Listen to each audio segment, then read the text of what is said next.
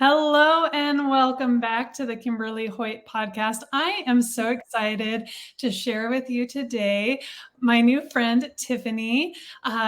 We met through a investor group that we're a part of, and chatting with her the other day, getting to know her a little bit, I thought it would be an incredible experience to bring her on, ask her some questions because of her real estate journey. It's kind of fun and interesting, and I'm excited to share her with you guys. So, Tiffany, welcome to the podcast. Thank you so much for joining us. Hey, thank you for having me. Oh, Super absolutely. excited to do this. Yes. All right, let's get this under our belt. All right, so tell me, what I would love for everyone to hear is where you're at in your real estate investing journey, but more importantly, like how you got into it, the events of your life that kind of brought you to this place, because I think it's so interesting and exciting. Right. Yeah. No. So I really dove into real estate investing just 2 months ago. So I'm really new in that aspect. But actually, growing up, I had a lot of real estate exposure. My mom was a real estate agent for like 30 plus years. So my whole life growing up, I was going with her to like open houses and showings and whatnot. And then my dad was a mortgage broker for, again, 30 plus years. So I helped him. I worked for him for a few summers doing like short sales and mortgage processing. So I had a good chunk of exposure through that. I have my California real estate license as well, which I don't practice with, but I have it. So like that knowledge behind it, whatever that entails, I have that as well. So that's my real estate side. That's my background.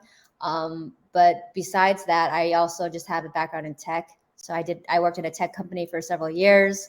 I have been a yoga instructor for multiple years too. So a really broad range of interests. But at the end of the day, right now, real estate investing is like my full-time thing. I just dove into it. And yeah, it's been 2 months, 2 long learning months. But yeah, no, I'm excited to just keep going and learning and yeah, moving forward from here. Okay, I love that. So I didn't know about your family history. So that's kind of cool that it's kind of been something you've been exposed to and around. So maybe that made it also easy to kind of jump in because it wasn't totally unfamiliar territory, even though maybe what you're doing in the space is different. At least you had some exposure and knew about it. Tell me about what I really want to hear is about your job that you had and kind of what the last 2 months really entailed, because that journey, like you said, has been pretty significant. And I think the faith and the boldness of just jumping into what you've done is awesome and inspiring. Yeah. Okay. So the last 2 months. So from tech, I was doing operation stuff, support stuff. So I was always interacting with people, helping them like figure out some issues. It was a virtual events platform. So I was just like, technical, like support, doing just helping people with, I was like, restart your computer. Like what's wrong? Just restart. Right. And so that was like my day to day. And I think just working in tech for, all these years, it kind of made me feel really suppressed, like, always working for someone else, helping someone else achieve their goals, these entrepreneurs just like trying to build something great. And I was like, well, I mean, I want to build something great too. And so I think just that unease over time just kind of led me towards going, you know what? I want to just do my own thing. And so yeah, that's how I kind of decided to join real estate. Pace Morby and his YouTube videos obviously had a ginormous impact. And so I joined the Sub 2 community. I joined the Gator community. Right now, I just finished joining the top tier TC community. And so like I joined all these communities, all revolving around real estate. And joining so many, that was just kind of my way of trying to figure out what exactly I wanted to do. So like currently I'm doing wholesaling in the Tampa area. I joined a team where I'm focusing on acquisitions. direct to agents. So every day I'm texting agents, I'm calling agents, I'm just trying to, just squeeze out all the information from agents, just really learning how to communicate with them and try not to make them angry. It's like the way I think of it is like, okay, I'm calling my mom each time, the real estate agent, right, about her listing. How do I communicate with her so she doesn't like get annoyed at me and like, curse at me, or like, some realtors get a little bit antsy when you call them. I mean, it makes sense sometimes. So yeah, that's the wholesaling side of things. And then more recently, I'm also doing transaction coordinating, which kind of fulfilled my desire to really understand the real estate transaction.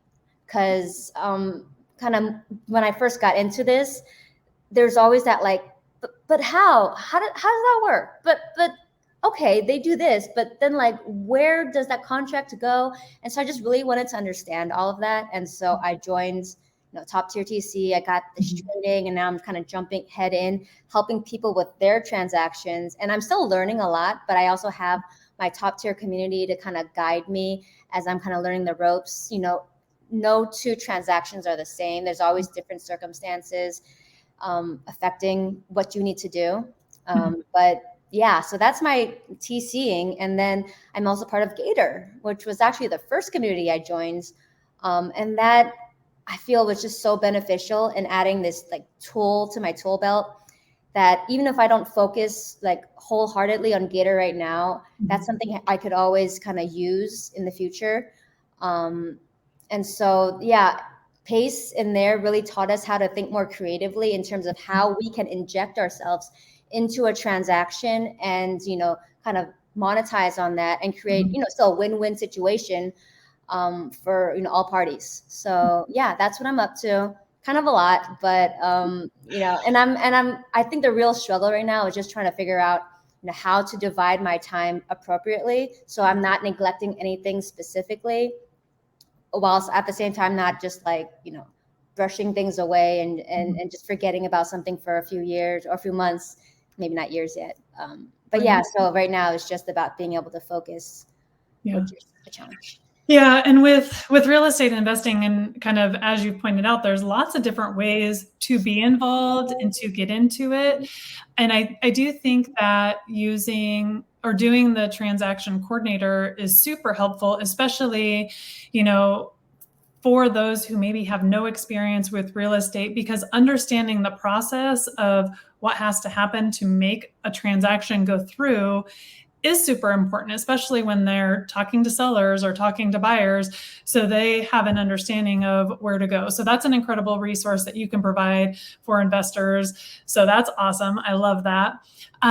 Going back to kind of the focus, right? You talked about, trying to divide your attention in ways that you're able to focus on the things that you want to focus on without, losing something in the way. One of my favorite quotes from an author, Rory Vaden, is "Diluted focus gets diluted results." And so what have you found to help you harness that focus? Is it time blocking? Is it, what does that look like for you to help you with the focus? Right. And I think, part of that, I did not do that great with that in the first, chunk of time, but something that I've really started to do more recently, and I forget who said it, some member of the community, a leader in the Sub 2 community was talking about this, but it's about like creating your priority list every day. So like, there's 20 different things you need to do in a given day, right? But like choose the top 3 and make sure you do at least those 3. And then, if you do that, you've won for the day, right? And then you can kind of make it your way down through the list, as much as you can, but like make sure you do those top 3 items. And those are the top 3 that are going to keep propelling your business forward. Right. And so who was it? Oh, it was Marlon. It was Marlon. Anyways, he was talking about this. And so, yeah, that's what I've been doing. Like the night before, I would choose, okay, so in Gator, I really want to reach out to 10 wholesalers today and really have, good communication or good conversations with them. Or in my TC community, I am working on this transaction. I need to do this, this, and this to help them go forward. Yeah, and then in the wholesale, uh, I have these specific properties that need to be moved down the pipeline. I need to call them, get the information on them, and then keep them going. And so that's kind of how I'm dividing my day. I Okay. mean, if the focus is on building, that it's about like creating, like I have to build my website, right? I that's actually something that's on my list. I have to build a Mhm. website and just start building like my web presence, work on marketing. So there's just like all these different things. And the main thing is just to focus on completing the top tasks that will propel your business forward. Right, right. And that's so important, right? You need to make sure that the business is moving forward. All that other stuff will support it as long as it's moving forward. So Yeah. when you can get that website up and going, that will be a benefit. But being able to keep things moving forward also super duper important. So I like that. And I like that you have that kind of main focus. And then there's like other things that you can add in there if time allows and when you can. So Yeah, that's that's just the extra sauce, right? right, The meat exactly. and bones are up here and then your sauce on the bottom. And if you can add more sauce, great. Just get the meat and the bones first. Exactly. Oh, I love that. That's perfect. So I know you moved across the country from California over to Florida, and I know the reason was kind of behind that was, working on getting into a community that is like-minded with real estate investing. But tell me about that process. Like, what was it like? Okay, I'm going to do this, or was it like, oh, I don't know if I should do this? Did you feel like you just jumped and were going to find a parachute on the way down? Kind of tell me what that thought process was and how that evolved. Yeah, it was really easy for me, actually. I spent my whole life in California, in Mhm. the Bay Area, and I think after, living there your whole life, you feel stuck and like stagnant and just like I was working remotely too at a tech job, so I could move. I mean, Mhm. to a new place which was unfamiliar to me at the same time, like they say, like the pain of being stuck in one spot was becoming far greater than like the fear of actually moving out. Right. And so yeah, like it was really a no-brainer for me, just feeling so suppressed. And like I said, in that job I was just feeling just stuck. Mhm. It's just that feeling of just like I'm not going anywhere in my life. I'm this age. I should be doing more right now. Like, how do I, you know, propel myself, like motivate myself, like spark that fire to kind of make me uncomfortable and make me, you know, give me a new community of people to interact with. And I felt like, the Florida market is booming, is still booming right now. California, there's restrictions, regulations there that make it maybe not the greatest for landlords, and so Mhm. like Florida seemed like the right thing. I also just side note hate cold, and California was just really cold. Like um, in the winters it was like 30, 40s, and I just couldn't do it anymore. And like here it's more like in the winter it's like 60s or 70s, which is more More my intense. vibe. So yeah, just like so many aspects of Florida just were calling me over here, so I couldn't say no. Nice. Yeah. And now, did you have some contacts over there before you moved? So you weren't going into it just like, totally without any contacts or any friends or anything. You had at least an idea of what this was going to look like. So I love that, and I love that you were bold enough to recognize that you were feeling so stuck, right? You were stuck in San Francisco or the Bay Area. You were stuck in that job, and being able to recognize that, and instead of just saying, oh man, I'm stuck, doing something about it, right? Like a lot of times people have those issues, those things that they want to change or wish they could change, but then don't really do anything to change it. That's So the thing. Yeah. so I appreciate that. I was sorry, just to No, cut go, you go, off. go. Exactly like you were saying, like that feeling of like, oh, I'm stuck, but not doing anything about it. I was doing that for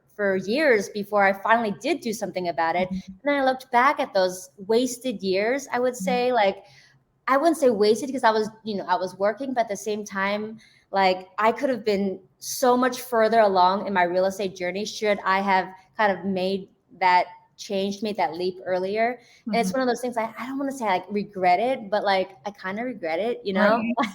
Right. So yeah.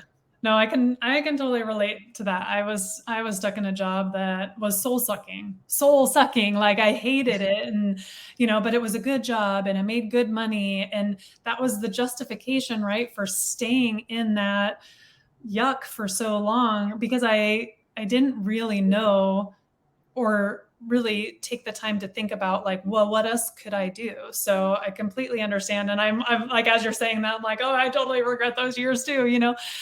So is there anything that, with personal growth and development, like had you been working on that and then were able to kind of see the way out of that environment? Or was it something that is personal growth and development, something that you've been working on for yourself? Has that been going on for a while, or are you new to that space? Yeah. It was kind of an on and off thing. Like I got into like Tony Robbins, like those seminars. I was like, my dad was a super Anthony Robbins fan. So I was like, I kind of went to some webinars. I listened to a lot of his videos. My dad was always playing that, those stuff. I didn't really understand it too much when I was growing up, but like eventually I kind of went through a phase where I did listen to it. And I kind of started like, going, yeah, maybe there is more to life. Yeah, yeah. And then I kind of stopped listening, and then I just kind of fell back into like the routine, the day to day, the comfortable life. And so like that happened twice, in my history. And but this time it was more just like, I think after just hitting a certain age, I was like, okay, like pause, like something's not right. I'm not doing something that I should be doing. And then, Pace was actually the one who kind of like lit that fire underneath my butt, and then just kind of like got me to do that change, make that change. And like I knew, like his saying of like, your net worth is your net worth. Like don't, like I was stuck. I was hanging out mostly with like my high school friends, in my same neighborhood that I grew up in. And so like I wouldn't say it was all so familiar. And it's like none of them were doing real estate. They were all doing their own jobs too, right? They were all, in the grinds. We meet up, we hang out, and they're just talking about their job, the same wheel they're on, working for the man, complaining about the man. Right. I noticed that, and I thought, this isn't where I want to be. And I love my friends, but that's kind of where I was at. And so I just thought, there's so many people here that I don't know yet, but I want to be their friends, and I want more friends. That's Right. I came here so I can make new friends. Right. That's it. Right. And they say you become like the 5 people you spend the most time with. So if you're spending your time and your net worth is also the average of those 5 people, that you surround yourself with. And so looking back, you could probably look back and say, yeah, it's probably what I was doing. I mean, I know I can. And so now moving forward, you're in this new environment, you're meeting a whole bunch of new people. I assume you're elevating those friendships and elevating those relationships kind of above where you're at so that you can kind of get up there. And that's super exciting and probably challenging. Do you find yourself as an extrovert where you feel like you can talk to anyone and are good at making friends? And if so, awesome. If not, how has that process been? Man, good. That's such a good question. I am such an introvert. It's like crazy. Like since kind of doing this real estate stuff, I've made so many phone calls. I've talked on the phone so much. I hate talking on the phone. Like before this, like I would do anything I can to avoid talking on the phone. Like I had to call customer support at the bank. I would just send them a support message. Like they'd get back to me like 24 plus hours, but like whatever. I don't want to call in and talk to anyone, right?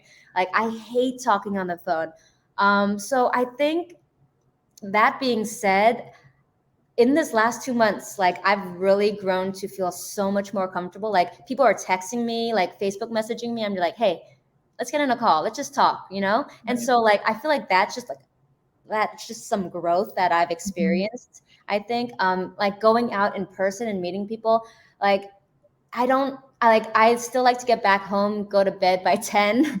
I still need that time to recharge at, the introvert thing. Mhm. At the same time, when I go out, I make like a super effort to talk to as many people as I can and to like not just talk to them like the basic stuff, but to really get to know them. Sure. Um, that's super exhausting to me, but I do it just knowing, okay, like this will benefit me so much in the long run.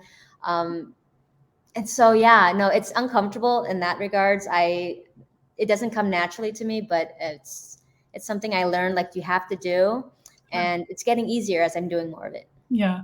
Yeah. I mean, you have to get out of your comfort zone, right? And, I also appreciate the fact that you understand you still need that time for you, but you're planting seeds, right? You're planting these seeds that down the line, those relationships will become fruitful for both of you guys. And, maybe you're helping them out now, maybe they're helping you out, but those will switch back and forth, and over time those relationships will become so important for your journey in real estate, but also in friendship and in life. And so I love that. So good job getting uncomfortable. Nothing grows in the comfort zone, right? We have to get out of that. I mean, and I think just your ability to have moved, geographically, but also mindset wise into this space is so inspiring, because anyone can do it, right? Like there's nothing special about what you've done. You've just done it, right? Like you've made that conscious decision and you're going for it. And so I think that's a good lesson for everyone, that, you don't have to be some superstar, right? You just have to do the steps and get into action. And I love that, pace resonates with us for different reasons. I think, for me, it was like the community aspect. And so have you felt, coming into this community, because you're in sub 2, you're in top tier, you're in Gator, how has that community been beneficial for you and helped you? Has that helped push you out of your comfort zone as well? Yeah, I remember the first day that I joined Sub 2. Mhm. I got a message from my MSA saying, "Okay, your homework is to talk to 50 new people." I was like, "What? 50? Like I have a week to talk to 50 people? Like, is that possible? Like, how do I do that?" And that like totally just made me shut down. Like at first, I ended up talking to like maybe three. So I Okay. was even close to 50 people. But I mean, that's kind of like um, the first assignment they gave us, right? So that just kind of set the standard of, okay, this is what step 2 is all about. It's Mhm. about meeting new people. It's about, getting out there. Everyone knows one another. Everyone talks to one another. Everyone helps one another.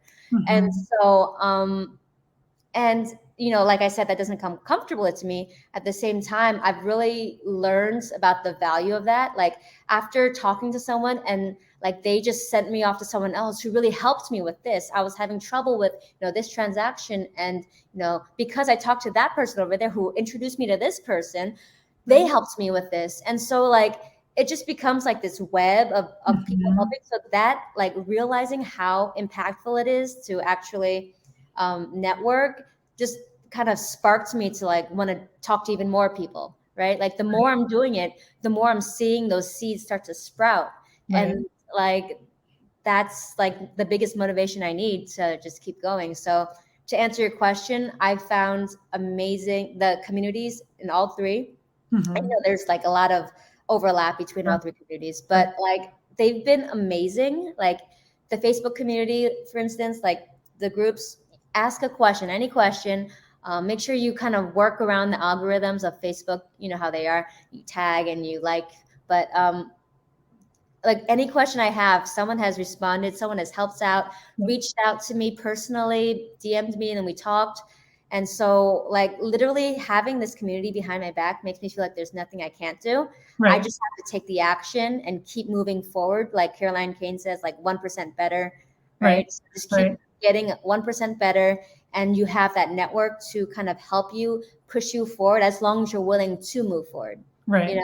And so, yeah, that's what I've gotten so far. Yeah, the community I think is so super powerful. Like that's how you and I connected, right? I put a question up there and you responded. Like, and here we are, you know, after a couple of conversations and on a podcast, which is so exciting.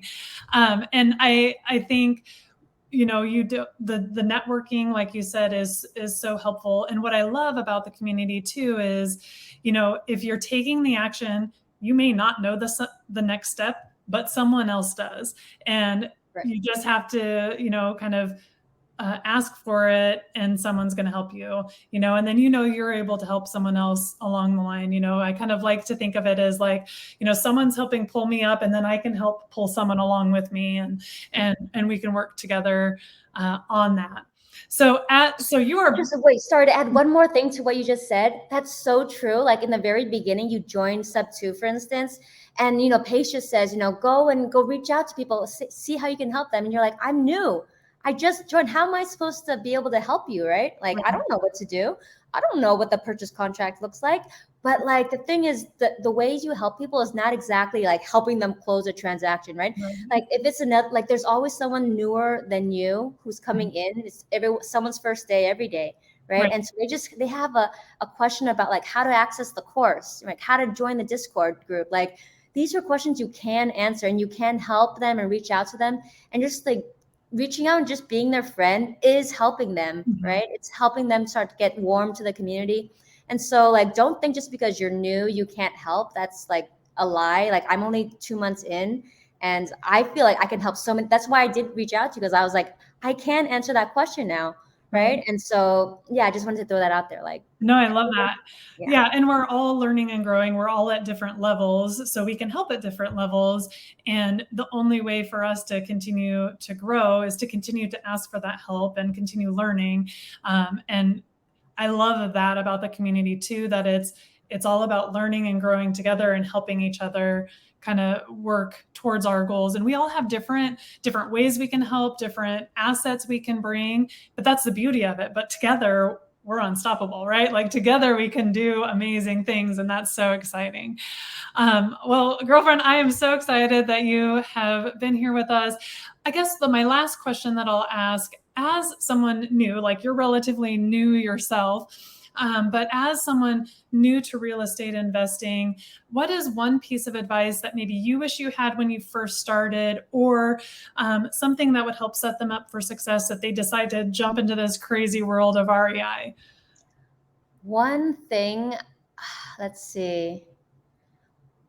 I would say to not be afraid of exploring the different options. Like early on, you go to the daily dial, like, you know, Caroline again says, like, focus on one thing and just keep moving the needle forward, and then you'll see results. But I actually heard from Pace again too, talking about shiny object syndrome and like how he misses, you know, when he had that, and like that's your time to really enjoy and explore what there is. Maybe try a little bit here and see if that's even right for you. But like once you find that right path forward and just keep moving forward in that direction, like you'll be unstoppable. But you have to have seen the other choices to know if like which one's the best for you, right? And so I would just tell myself like it's okay not to like to do direct to seller. Like I don't like talking to certain people. Like you don't have to do that. You can, there's other ways to make money. There's a million avenues to make money. So yeah. Don't be afraid of trying out new things. Yes. Okay, I love it. Yeah, and finding what resonates best with you and where your strengths will be enhanced, right? You know, I think a lot of people come into real estate and think that wholesaling, like that's how you get into it, and you have to start with that, you know? And I mean, that's how I came into it. And I thought that's where I had to start. And I was so thankful when I saw Pace's video on the different avatars. And he's like, you don't have to start as a wholesaler. Oh, I was like, thank you. Thank Right. you so much. You know, so I totally agree with that and love that, because there's a lot of different ways you can get into this, and you have to find the couple that are like, that's it, like that's what I'm good at. That's, you know, if you're doing that and it feels right and it comes Right. naturally, that's going to be a fit for you. So I was so relieved when Pace said, you don't have to cold call to start. I was just like, wait, what? I assumed that's just like the path, but you don't have to cold call. And he right, hasn't cold called, in years, and he's still doing awesome. right, I right. mean, that was the big, like, that was like, yes, okay, then if I don't have to cold call, I might have to in the beginning, but I don't have to like spend my whole life cold calling, then this might work out. This might be okay. Yeah. Well, that's awesome. I love it. Thank you so much for the value you have provided to this community. I am so grateful to have you on today. Thank you so much. And for anyone who's looking for you on social, where can they find you? So I am on Facebook and Instagram and YouTube, but I'm trying to build up my YouTube account. It's Tiffany Chau 1, like it says Okay. underneath my Awesome. name. So, I mean, if you want to know more, you can follow me. I have very, very few subscribers now, so that's what I'm working on. Yeah, Facebook and YouTube are the main ones. Tiffany Okay. Chau, you should find. Okay, awesome. So everyone go subscribe to her channel so we can build her up and get her rolling. All right, guys, thank you so much for tuning in. Until next time, have a great day. I appreciate that. Thank you. You're very welcome. Bye.